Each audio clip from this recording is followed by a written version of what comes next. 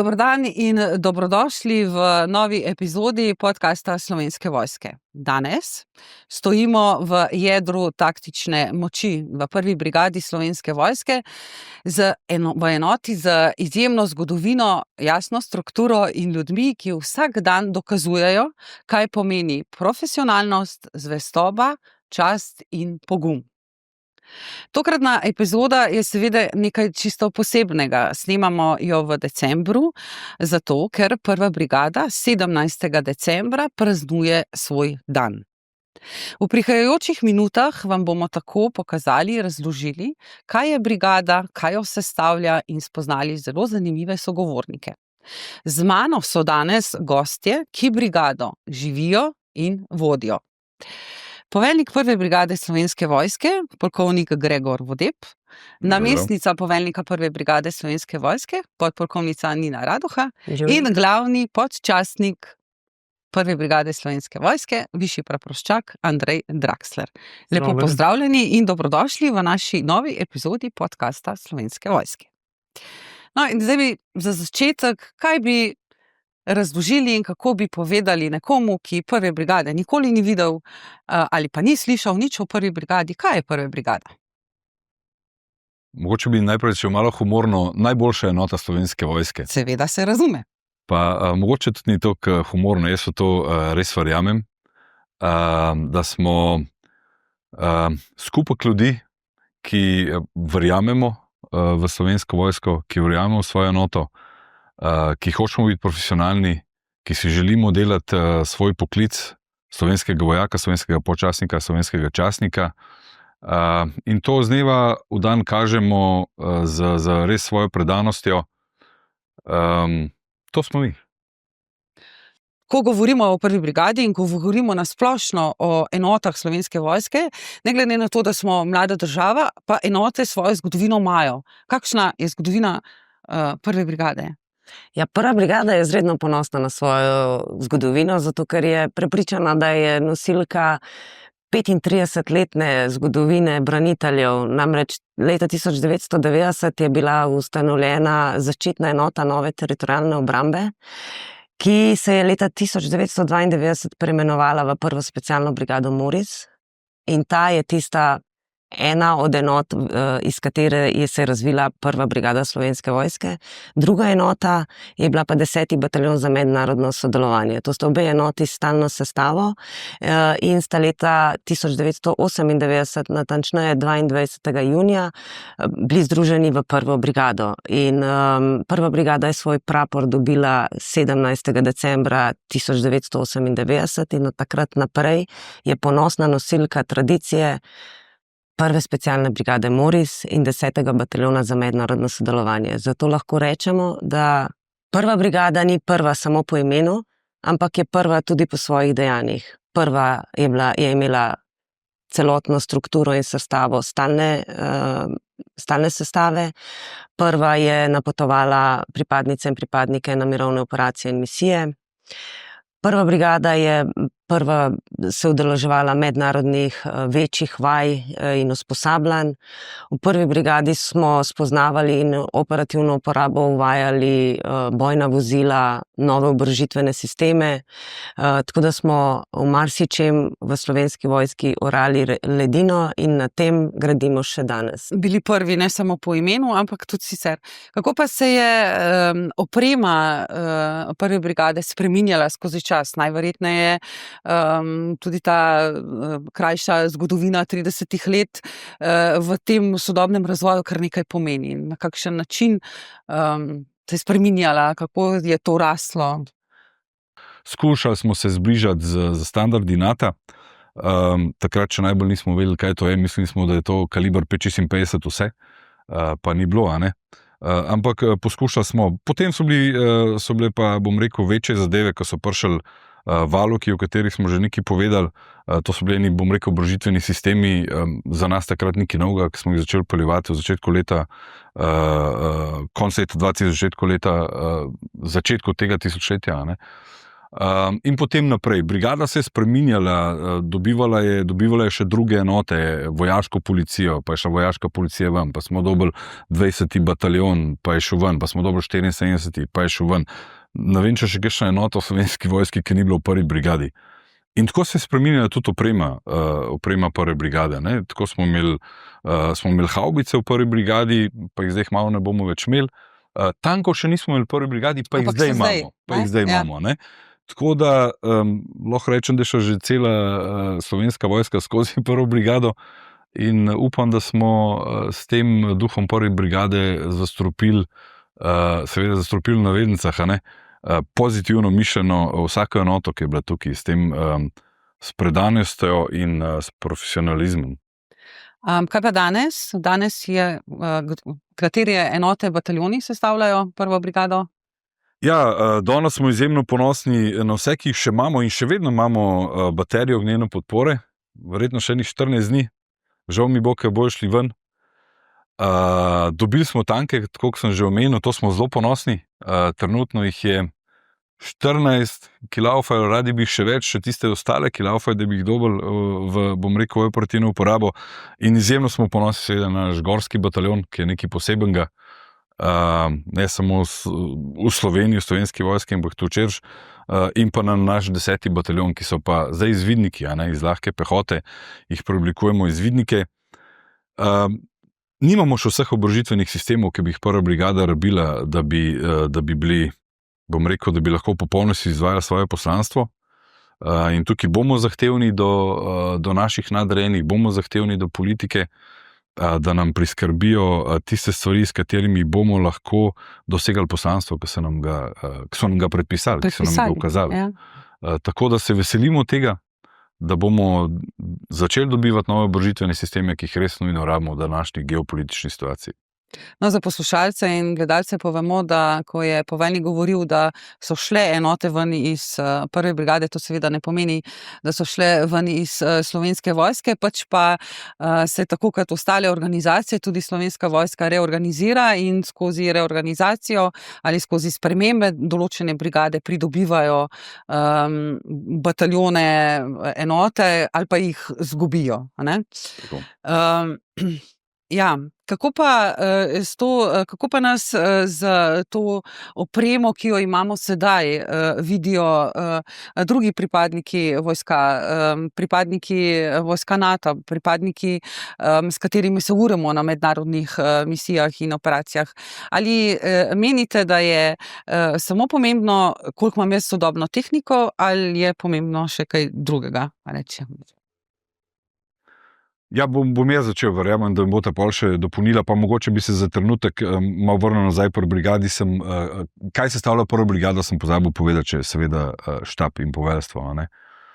Zakaj? Zaradi tega, ker ta je pa ključen, da poveže in sinhronizira vse bojne funkcije. Da vse te enote, ki sem jih omenil, v bistvu spravi v eno jekleno pes, ki je sposobna res udariti.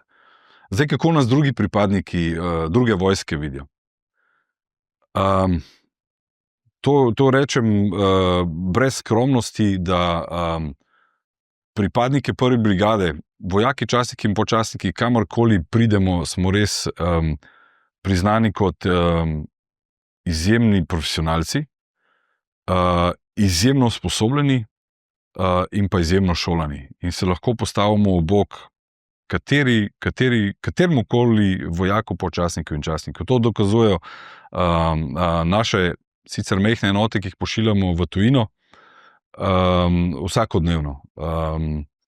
Trenutno imamo na Slovaškem eno izvidniško četo, ki je zdaj na samem preverjanju dosegla izjemne rezultate. Tako kot piše španski podpolkovnik, so dobili najvišjo oceno, kar jih je dobila kakšna enota na preverjanju. Celo pismo imam na mizi, ki nam ga je poslal. Imamo protioklepni vod v Latviji, ki je izjemen. Zdaj sem si ogledal njihov vajo in jih je tudi poveljnik in gor poveljuje izjemno pohvalil. Pa bom šel na individualno raven. Naši ostrostrelci zmagujejo na različnih tekmovanjih po svetu. Imeli smo najboljšo častnico na usposabljanju v angleški vojski, kjer je dobila commission, kjer je dobila čin, častniški čin. Imamo ogromno ljudi, ki so najboljši na svojih tečajih po tujini, tako da sem res izjemno ponosen na to, kar vidim in kako nas tudi drugi vidijo. Zdaj, kar se tiče oborožitvenih sistemov, tukaj si moramo sami sebi priznati in tudi drugi nas na to opozarjajo, imamo manjko.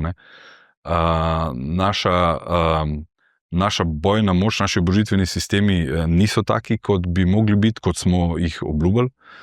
Tukaj imamo manjko. Nekaj se da seveda tukaj s predanostjo in požrtvovalnostjo nadomestiti, ampak jeklo je jeklo. To bomo še rabili, da nas bojo, bom rekel, priznali tako, kot nas bi mogli.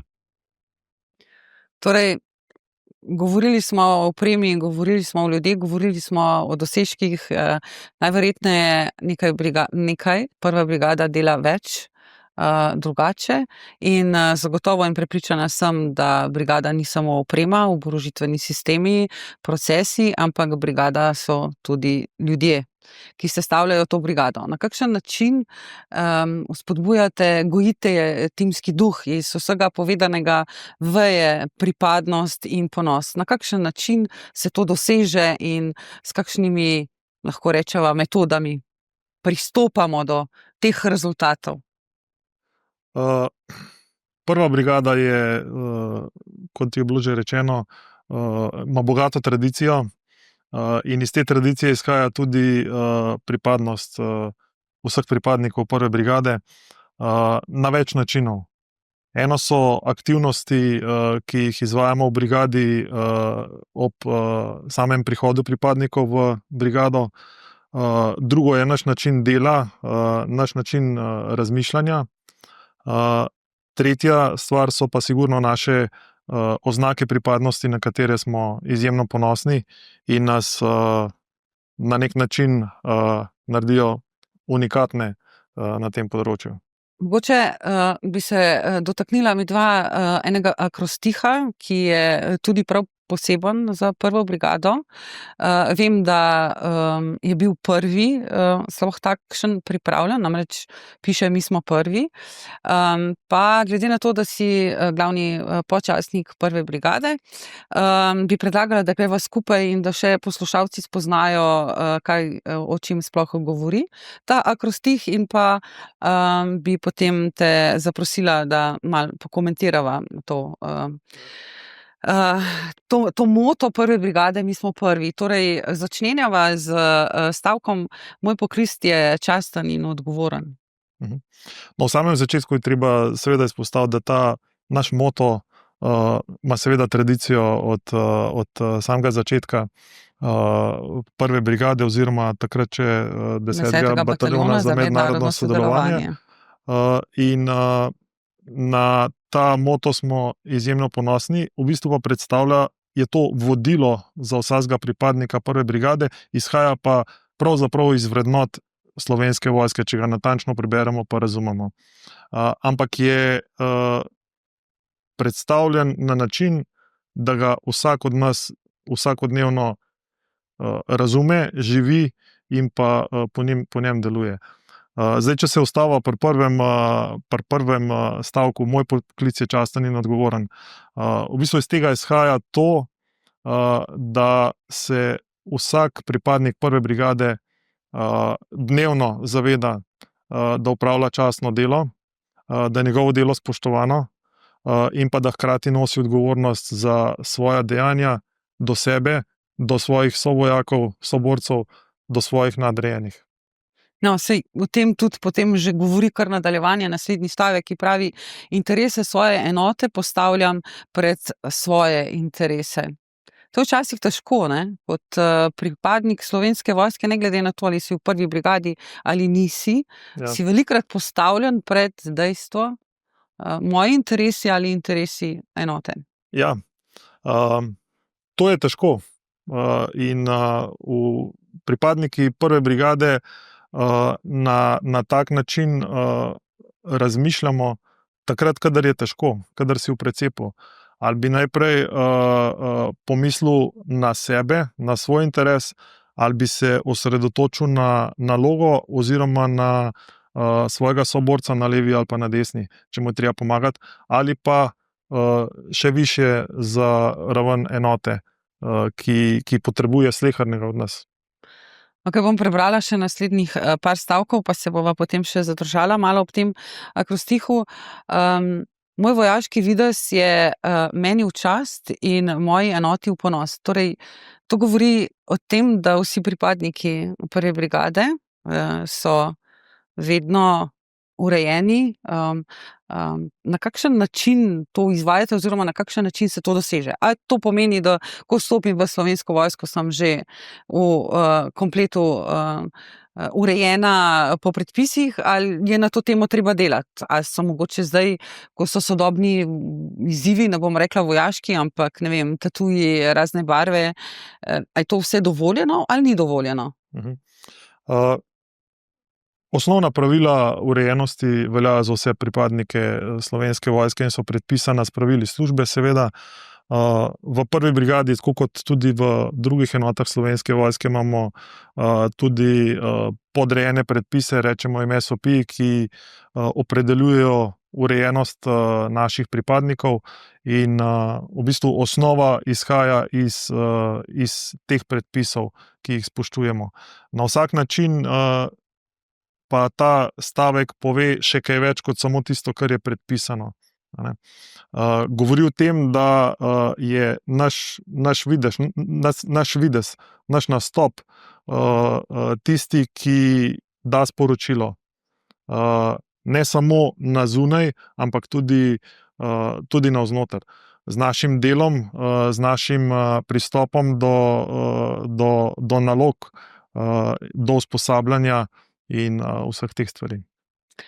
Potem govori naslednji stavek: rad delamo v skupini in vem, da smo skupaj močni in nepremagljivi. Torej, to je poudarjanje tega timskega duha, če sem prav razumela, o katerem si že Drži. povedal. Vsaka veriga, če se navežem na prispodobo, je močna toliko, kot je močan najšibkejši člen, in to preprosto izhaja iz tega. Vodim s primerom, zato skrbim za svojo telesno pripravljenost, se urim in izobražujem. Kaj zdaj to pomeni, da se od vojaka, častnika, podčastnika, tako kot se stopnjuje pomembnost ali pa funkcija, kaj, da zdaj se zahteva več, ali je za vsakega posameznika pomembno, da da na tistem nivoju, kjer je, največ od sebe? Drži. Ta stavek govori v bistvu o tem, da je vsak izmed nas včasih dolžen stopiti ven iz cone udobja, tudi prevzeti pobudo, če to situacija tako narekuje, in s tem pokazati zgled vsem ostalim, da se da je mogoče, tudi če je težko. Potem pa zadnji stavek je pa tako zanimiv za vojake, a ne, te klene, ki pravi: iskren sem do sebe in drugih, pa ta ni tako zanimiv, vendar pa v strahu in pogumu. Večkrat so me vprašali mimoidoči, a je vas vojake tudi strah? Ja? Vojaki smo ljudje in vsakega izmed nas je tudi siguren, kdaj je strah. To je čisto normalno in človeško, ker smo vsi krvavi pod kožo. Res pa je, da skozi usposabljanje, skozi izkušnje, ki jih pridobivamo skupaj na različnih vajah, na različnih aktivnostih, dvigujemo samo zaupanje, usposobljenost, zaupanje v enoto, v skupino, ki je določena za nalogo. In s tem, s to samozavestjo, strah izginja. Ja, tako. Se strinjam s teboj. Povejte mi še, kaj pa je tisto, kar pripadnike prve brigade tudi na zunaj vizualno loči? Torej, kaj je del te opreme, morda tukaj imamo zdaj na mizi en znak, potem kokarda na baretki. Kaj to pomeni in na kakšen način se ločimo? Jaz bi rekla, da tudi brez zunanjih simbolov pripadnika prve spoznaš, ker ima ogromno srce, ki izpolnjuje moto, ki smo ga glihkar prebrali na vsakem koraku, tisti zares ta pravi pripadniki, ki so si baretko, kokardo, ne glede na to, kakšne barve baretko, prislužili v okviru prve brigade, nosijo zgodbo njeno naprej in jo živijo vsak dan, dokler služijo domovini. Ampak so pa simboli prav tako pomemben del tega, zato ker ti dajo eno prepoznavnost in hkrati ti vlivajo tisto skupno identiteto. Zelo ponosni smo na našo kokardo, ki ima več simbolnih pomenov in odraža ravno to našo tradicijo, iz katere mi črpamo pogum, zmanjšujemo na podlagi tega svoj strah, dvigujemo in kažemo svojo sposobnost in delujemo na vsaki nalogi, na katero nas država oziroma nadrejeni pošljajo. Ena od teh je kokarda. Kokarda ima za osnovni simbol grenaderski znak, to je bomba z plamenico. Bombo predstavlja globus, ki predstavlja napotitev na prvo operacijo in misijo 97. Alba v Albaniji. Globus je objet z simbolom keltskega sonca, to je ta prstan, ki ga vidimo okrog, iz katerega izhaja plamenica, ki je krivček. To so 4 peresa ruševca, ki so ga slovenski fantje nosili za klobukom, ko so odhajali na naloge v boje. In pa okrog je spleten venc iz zimzelena, ki je znak v slovenski zgodovini, znak kmečkih oporov in pa nekega narodnega prebojenja. In vse to brigada danes nosi v poslanstvu in to vsak pripadnik in pripadnica čutijo in to živijo vsakodnevno. Vendar pa, ko odideš iz prve brigade, ti kokarde več ne smeš nositi, je tako? Lahko pa nosiš barvo baretke, ki je rdeča, seveda. Imamo tudi sivo, 132. gorski bataljon ima sivo, ki je znotraj brigade. Kot smo rekli, imamo več različnih enot. V tem trenutku je siva barva gornikov. Mi smo, tako kot je poveljnik prej povedal, ponosni na naše gornike in oni obdržijo, kljub temu, da nosijo kokardo, ki je znak temu, je njihova siva baretka, kljub temu, da je siva obarvana z duhom prve brigade. In tankisti črno. Tako, ja. Se pravi, povemo za vse poslušalce in gledalce, da seveda se pripadniki Slovenske vojske ločimo po barvi baretke. To je prva, potem po kokardi, ko jo nosimo na baretki. O tem bomo več govorili morda v kakšnem posebnem podcastu, tako da hvala za to razlago. Morda bi se pa dotaknila še tega, da vojaki, kjerkoli delujemo, nikoli ne delujemo sami. Torej, vedno smo upeti v neko civilno okolje. Spomnim se, oziroma ne vem, če smo že povedali, kje sploh domuje poveljstvo prve brigade Slovenske vojske. Kje smo danes? Nismo še zaupali poslušalcem, danes se nahajamo. Ja, poveljstvo prve brigade domuje v vojašnici Edvarda Peperka v Mostah v Ljubljani. Tukaj je tudi 10. izvidniški bataljon. Gorski bataljon je zelo blizu Bleda, našega bisera v Bohinjski Beli. Artilerijsko baterijo imamo v Postojni in pa naše oklepnike, tankiste imamo v Pivki.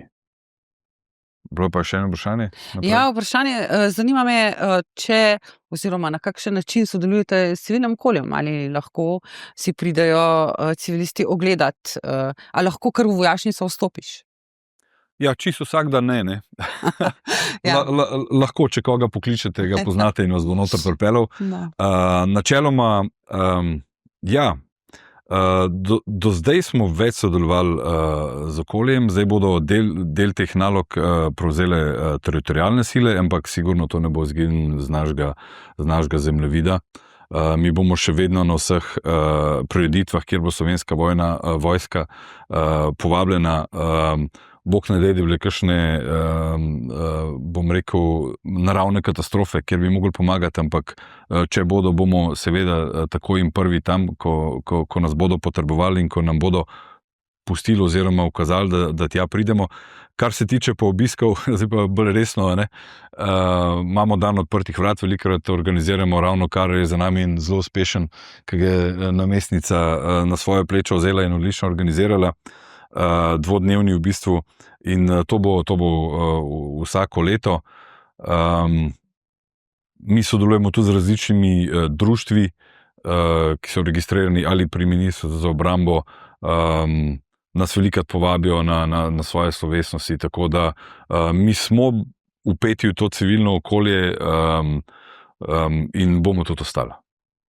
Mogoče bi ti kaj dodali? Jaz verjamem, da je prva brigada izjemen sosed. To smo recimo nazadnje dokazali, ko se je iniciativa v območju, kjer deluje poveljstvo prve brigade in tudi druge enote v vojašnici Edvarda Peperka v Ljubljani, odzvali na to, da si uredimo okolje, v katerem delujemo, bivamo in se s tem povezujemo. Tudi vsakič, ko prva brigada izvaja vaje, se povezujemo s civilnim okoljem z namenom, da jih opozorimo o vplivu našega delovanja na okolje, da se ljudje vejo pripraviti.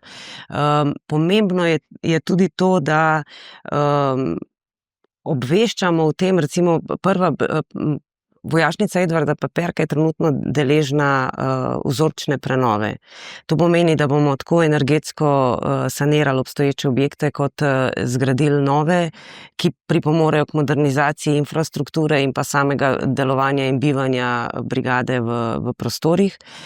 In s tem pripomoremo tako k temu, da pomagamo pri energetski prijaznosti do okolja, v katerem delujemo, torej vplivamo s tem na civilno okolje, in je pomembno, da se tudi na tem področju zelo povezujemo, in prva brigada tudi na tem področju nikoli ne spi in deluje.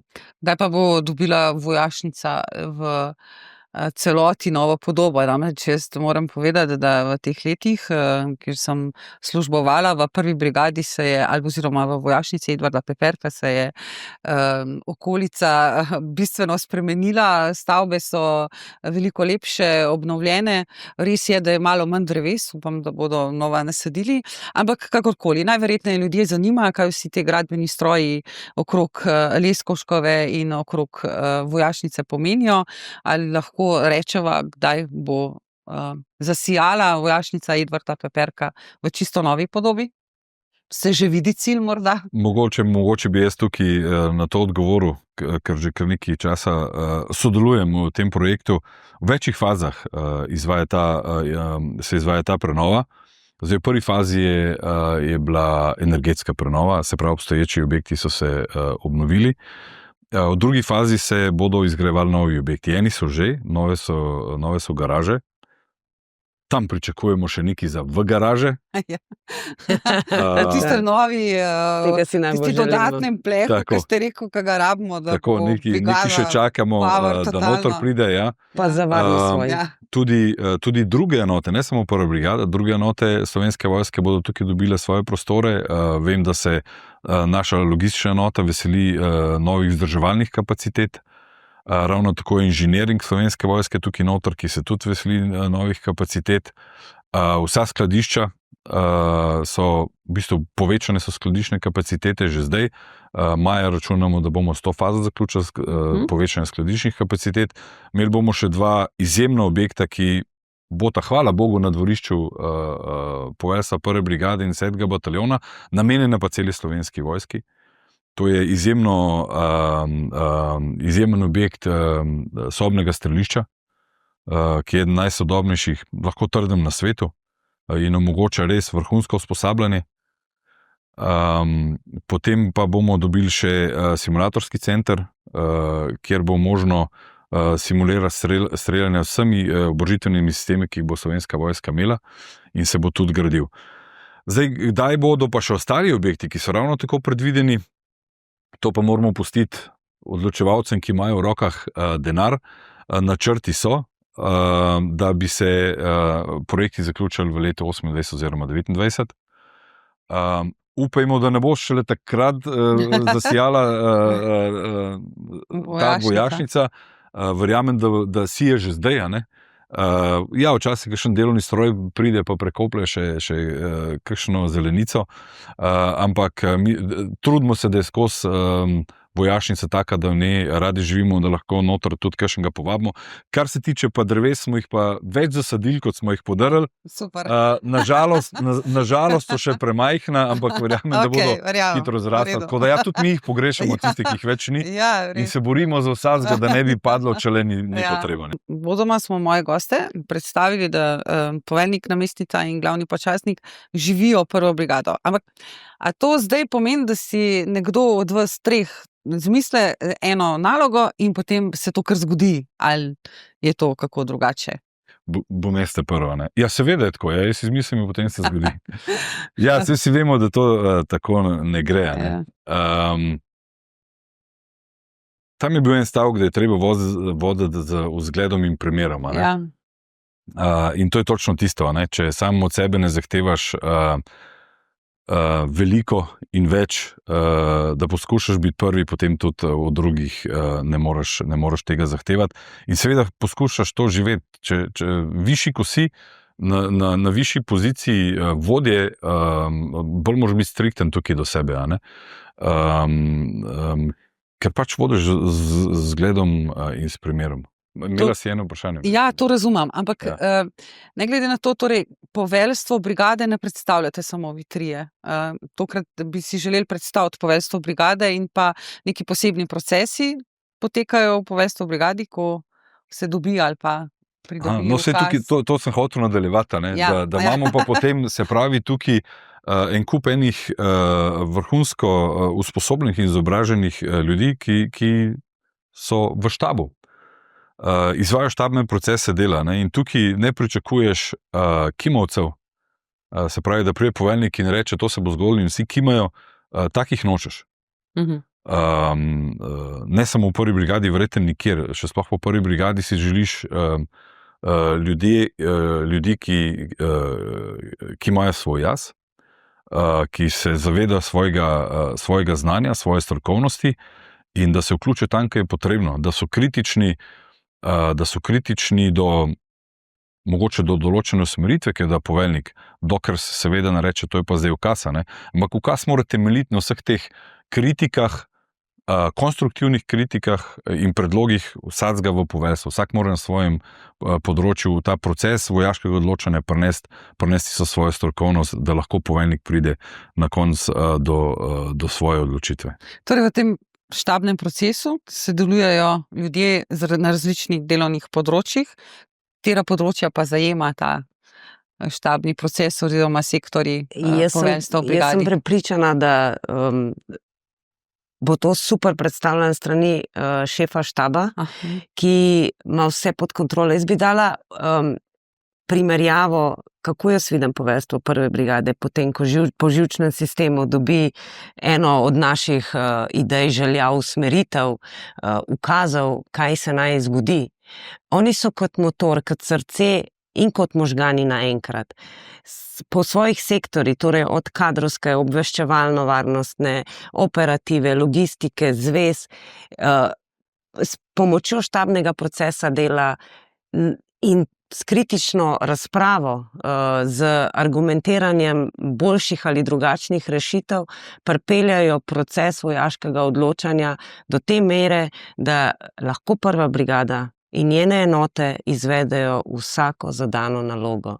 Ne glede na to, a imamo čisto vse, kar potrebujemo, a nam kdaj zmanjka kakšen človek, vedno se v tem procesu s temi možgani, srcem in mašino, ki nikoli ne crkne, pride do tja, kamor smo poslani. No, ampak v končni fazi pa končno odločitev in podpis da poveljnik, je tako? Definitivno, poveljnik ima tisto končno odgovornost, ampak še enkrat bi hotel počrtati in poudariti, kako je cel proces in vsak posameznik v štabu pomemben, da do te odločitve lahko pride. Ne? Vse goste na koncu našega podcasta ali pa na začetku, kako hočete, vprašamo, kaj je bilo tisto, kar me je pripeljalo v Slovensko vojsko. Ali pa morda, kaj bi priporočili nekomu, ki se odloča, ali postati vojak, da ali ne. Pa bi kar vsakega prosila za. Ja, jaz mislim, da ima vsak svojo zgodbo, a postati vojak ali ne. To je v končni fazi neka kar intimna odločitev, ki more dozoreti, zato ker vojsko moraš priti z res trdno odločen, da to želiš postati. Avanturizem je lahko nek trigger, ki te pripelje v Slovensko vojsko. Tudi mene je v začetku avanturizem pripeljal v Slovensko vojsko, ampak zelo malo vidiš, da avanturizem je hitro končana zgodba, da moraš res biti predan temu poklicu. In meni je bilo v bistvu zelo lahko, zato ker sem si vedno zastavljal nove cilje v fazi svojega razvoja, ne, kot vojaka, počasnika in častnika. Tako da je pa zelo lepo, ne. Če bi zdaj še enkrat se vrnil nazaj, bi se verjetno iz drugačnih razlogov odločil, ampak bi se odločil za to isto pot. In še to lažje bi se odločil, ker bi vedel, kaj vse me čaka. Me je čakalo in kaj me še vse čaka, tako da lepo je biti. Se strinjam z vami. Jaz bi pa rekla, da moja odločitvi, da se pridružim Slovenski vojski, je botrovala moje osebno prepričanje, da moram narediti za družbo, za sistem nekaj več. Hudo verjamem v mir in verjamem, da je Slovenska vojska v Sloveniji tista, ki bo na koncu, ko vsi mehanizmi odpovejo, ravno tista sila, ki bo z orožjem pripeljala nazaj mir. Zato trdim, da je slovenski vojak največji zagovornik miru in največji njegov branitelj. In to je mene motiviralo k vstopu. Ko sem se pa spoznala s sistemom in moram reči, da ko sem moj prvi poveljnik enote v 10. bataljonu, 10. pehotnem bataljonu, takrat v drugi četi je bil ravno današnji polkovnik Gregor Vodeb. Pa smo spet skupaj po Sva spet 20 letih. skupaj. To me navdaja, zato ker trdim, da v času mojega službovanja v prvi brigadi sem imela čast in privilegij se učiti od najboljših. In danes spoznavam, da sem se imela to čast učiti zares od prve moje enote naprej od najboljših. In to je ta drugi del, ki sem ga hotela povedati. Torej, najbolj v vojski me pa motivirajo kolegi, soborci, s katerimi nosim, delim uniformo, zastavo in s katerimi naše srce bije za isto, kakorkoli se to sliši, klišejsko poslanstvo, torej za obrambo domovine. To me fascinira in motivira do konca. In tudi jaz bi se vedno znova odločila za to službo. Kaj pa glavni podčastnik, višji praporščak, vi ste predstavnik pa druge struje, ne? Se pravi podčastnikov. Midva sva si enaka po temu reče funkcijski liniji. Najprej, glede odločitve, zakaj sem se odločil, da se pridružim Slovenski vojski. Ta odločitev se je v bistvu pri meni začela že pri 13 letih. Takrat je bila ravno osamosvojitvena vojna, ne. Moj brat je bil vpoklican takrat v teritorialno obrambo in v določeni točki je prišel iz Brnika domov z vso opremo vojaško, takrat puško in vsem, in jaz kot 13-letni fant sem seveda te zadeve videl, z zanimanjem jih lahko pobližje spoznal in tako naprej, in to je nekje v meni ostalo. Dokler nisem služil vojaški rok leta 98, tam sem se pa v bistvu dokončno odločil, da bi bila to tudi moja pot. Seveda zaposlitev takoj potem ni bila možna, ampak se je to zgodilo leto, 2, 3 kasneje, in ko je bilo možno, da se zaposlim, sem to z veseljem takoj seveda naredil in ni niti slučajno mi bilo enkrat žal za to. Je bilo vprašanje, kaj razlikuje pripadnika prve od drugih. Ja. Ne? Priporočam samo ogled filma 300, tisti del, ko Ahiles sreča Arkadice na gori, in ko jih sprašuje, kaj je kdo po poklicu. Fenomenalnih 30 sekund, če jih lahko date zraven, ne? To je tisto, kar razlikuje. ta štabni proces dela, ta motor, bomo danes na primeru spoznali v nadaljevanju podcasta. Namreč z nalogo smo v proces odločanja poslali našo Valerijo. Nadaljujemo, ponovimo, utrdimo in dvignemo, ker še kar nekaj zanimivih vprašanj, bi rekel, je, ki dvigujejo to samozaščito. Kako pa kiselovaj in kremdež? V izdelavi nov frekvenčni načrt prve brigade na podlagi frekvenčnega načrta poveljstva sil, ki smo ga že pridobili, to imamo čas do konca tega meseca. Kljub temu, da veliko živimo z računalniki, smo še vedno dnevniki. Odgovorov na vprašanje, ki se v zvezi z prostorskim silami pojavljajo. Se pravi, oni pričakujejo, da bo imeli da bo dobili vire, se pravi kadre in opremo in potem bo imeli nek ZOS. Dobili smo ukaz iz poveljstva sil glede varovanja na državni meji. Zdaj pa vse, torej 2, 6, dajte pogledati ta ukaz, kjer je kar neki nalog, jaz bom ukaz nastavila. Višja vojaška uslužbenka bo sodelovala, tako bomo šli čez ta ukaz. Pravkar smo videli zanimiv štabni proces, sestanek. Zdaj me najprej za začetek zanima, preden se posvetiva vsem zanimivim sektorjem, kaj je vaša funkcija v Slovenski vojski, če mogoče našim poslušalcem poveste malo več o tem. Jaz sem načelnik štaba v poveljstvu prve brigade, se pravi poveljstvo brigade sestavljajo poleg poveljnika in namestnika in brigadnega počastnika še njegova poveljnikova skupina in pa v bistvu glavni del poveljstva, to je štab. No in jaz sem načelnik štaba, to pomeni, da sem vodja celotnega štaba. Zdaj, na sestanku je bilo kar nekih zanimivih sektorjev. Jaz sem spoznala zdaj že z tega prvega srečanja, da je veliko aktivnosti, ki jih je treba uskladiti, ampak za začetek, kaj so sploh te oznake S1, S2 do S7, če sem prav razumela, gre? Če mogoče malo več mi o tem poveste. V bistvu grejo tudi lahko do S9. Zdaj, to so standardne oznake v oboroženih silah, se pravi, črka S se uporablja na taktičnem nivoju, to je ta naš, bi rekel, nižji nivo, medtem ko na raznih višjih nivojih se pa uporabljajo tudi G, kjer pomeni kot grup, ali pa J, to je pa za združeni nivo joint.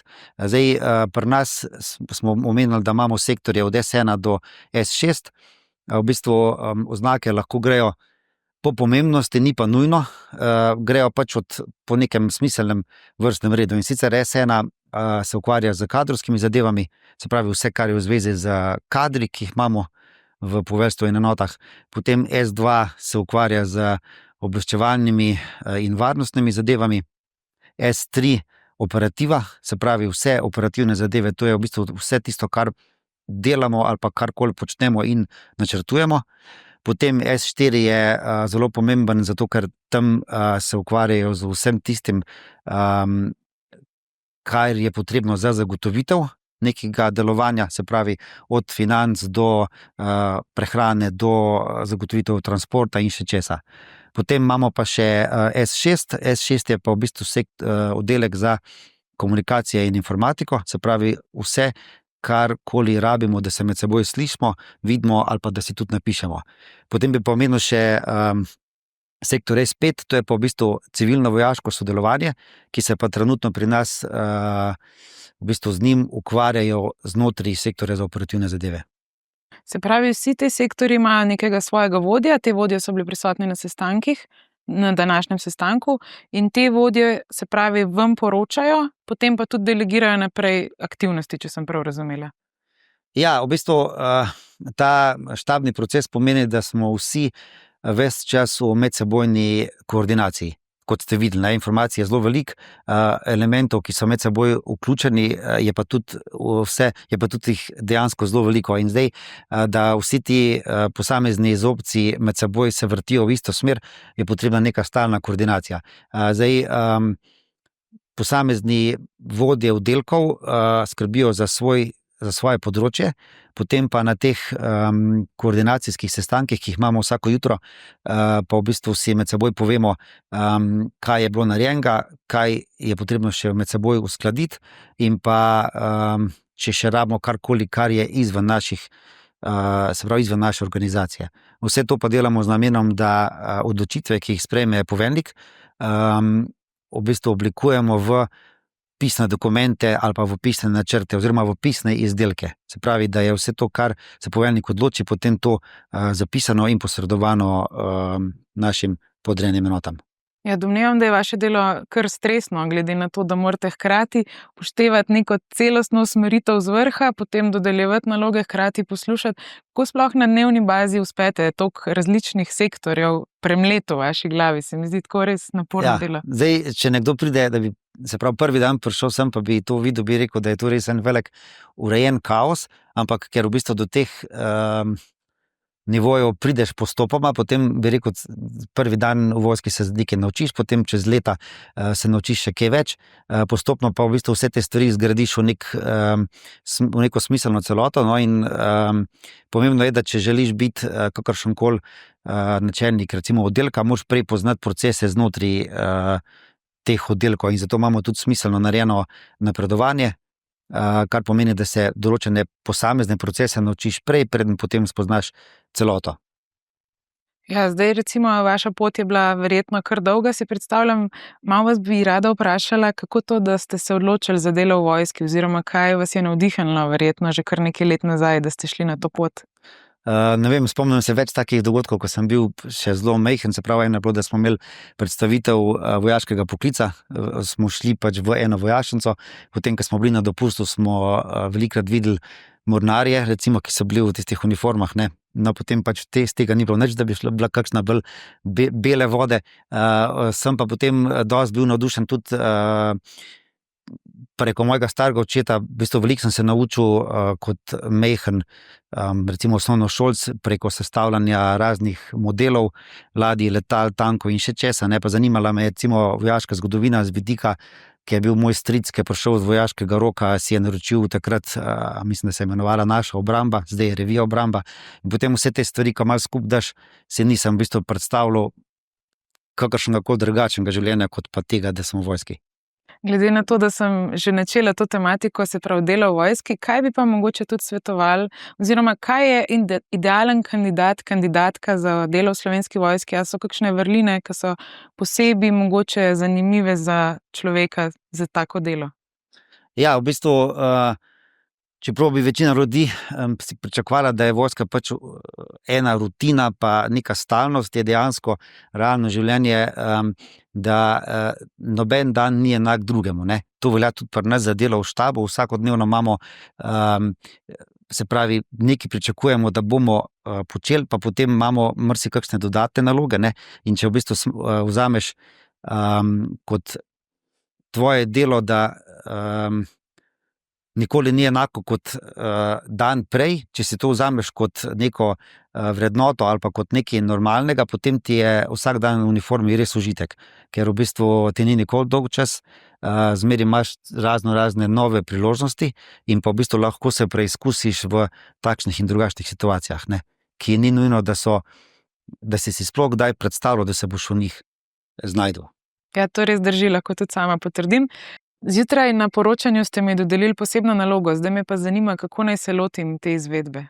Ja, jaz kot načelnik štaba primarno koordiniram z ostalimi načelniki oddelkov, z namenom, da potem odločitve predstavim poveljniku, ki se potem odloči za posamezno varianto.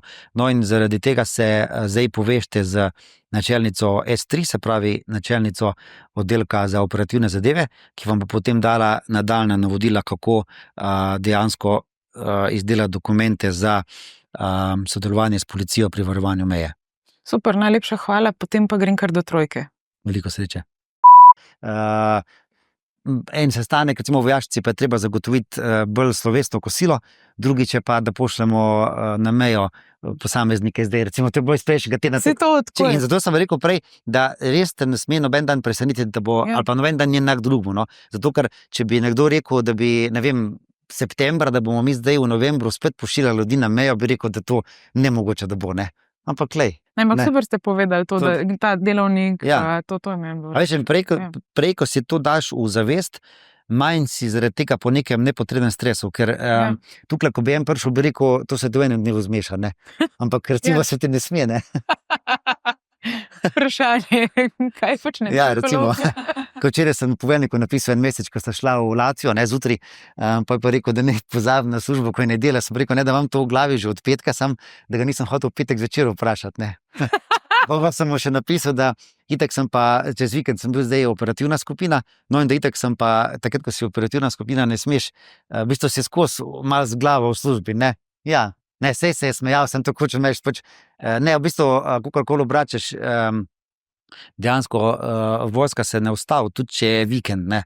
Sploh pa ta nivo, tukaj, ko smo vodstvo brigade, ker se v bistvu vse stvari, ko so, recimo, ne vem, petek je sam premor, ne, do ponedeljka zjutraj, ampak se pa na ponedeljek že naprej odvija, kar je bilo od prejšnjega tedna. Ja, tako da je pestro. Na jutranjem poročanju sem dobila posebno nalogo, zdaj sem prišla v sektor 3. Preden začneva s to nalogo, me v bistvu zanima, kaj točno je delovanje trojke. Dobrodošla, pozdravljena. Trojka je, da lahko funkcionira, da so vse naloge upravljene. Gre za operativne naloge, kjer se v bistvu vse načrtuje, planira in pa istočasno potem pride do same izvedbe naloge. Kar pomeni, da trojka je zgrajena iz vodstvenega dela, kjer je v bistvu načelnik trojke, potem ima pa odsek za načrtovanje, odsek za delovanje in pa odsek za vaje in usposabljanje. V vsakem tem odseku je vodja čina majorja in potem so še pa počasniki v bistvu, ki podpirajo vso to delovanje.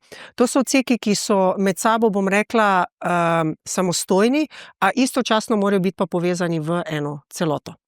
Tako da, ko primer pride nek ukaz, neka vaja, vse, kar se kle v bistvu načrtuje, da pride do podrejenih enot, se v bistvu kle spišajo ukazi, se usklajuje z podrejenimi enotami, spišajo ukazi, zato da potem podrejene enote lahko dobijo in sploh začnejo z izvajanjem, usposabljanjem, načrtovanjem vaj in vse, kar sodi kle.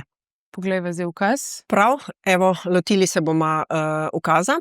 Torej, kaj zajema ukaz? Ukaz zajema 5 točk, kot smo že prej omenili. Prva točka je situacija, poslanstvo, druga točka, tretja je izvedba, potem 4. točka preidemo na zagotovitev delovanja in pa 5. točka poveljevanje in zveze.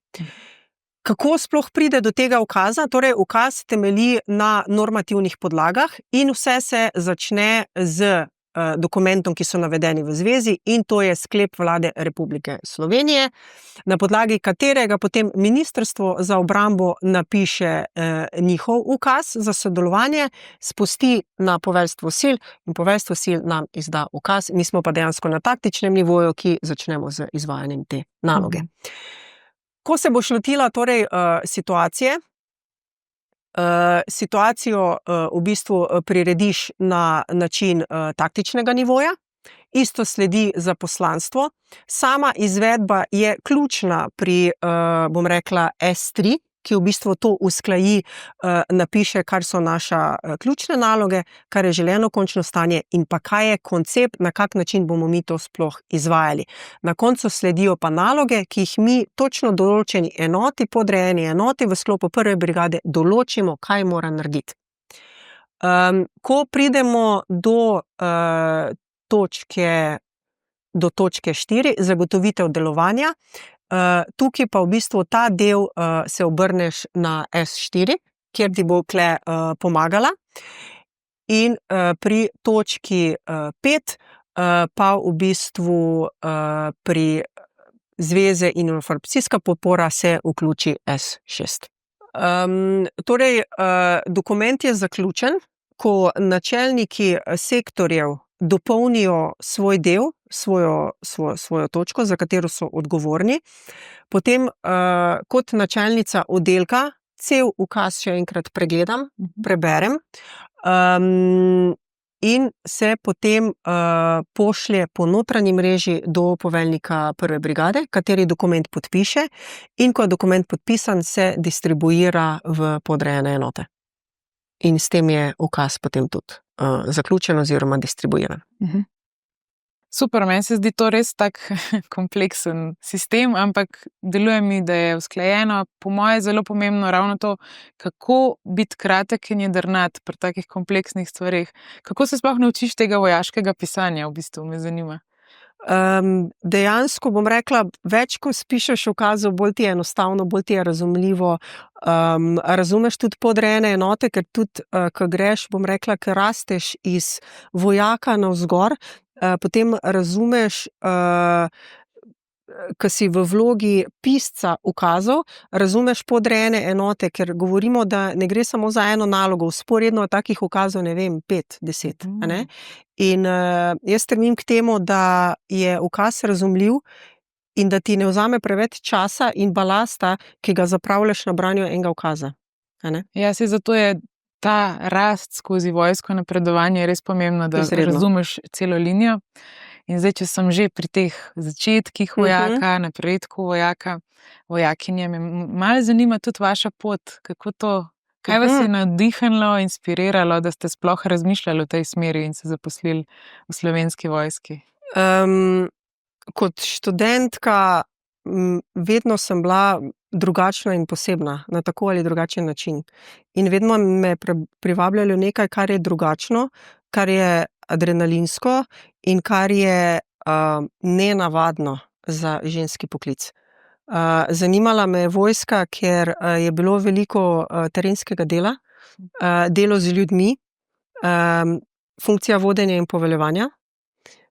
In pa tisto, kar bi lahko rekla konec koncev čast opravljati ta poklic. Vojska je način življenja, a čutiš to uniformo ali pa ne čutiš, vmesnega pa ni. Spoštovani poslušalci, spoštovane poslušalke, dragi gledalci, drage gledalke, če vas zanimajo izzivi, če vas zanimajo morda za vas neraziskane poti, zaposlitev v Slovenski vojski je prava priložnost. Tokrat je dovolj, tako da vas povabim, da se pozanimate in pogledate, na kakšen način se lahko zaposlite v Slovenski vojski. Prav tako vas povabim, da nas spremljate na naših spletnih stranih in na naših družbenih omrežjih.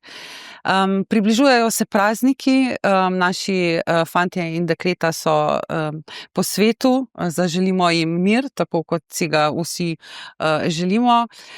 Hvala lepa še enkrat, da ste bili moji gostje. Hvala lepa, da ste delili zgodbe z menoj in z našimi poslušalci in gledalci. Vam, spoštovani, hvala, da nas poslušate in gledate. Do naslednjič en prav lep pozdrav. Ostanite pa pogumni, ponosni in Kot mi v prvi. nasvidenje. Ja, tako da ste v prvi, ni vsakomu dano. Hvala lepa.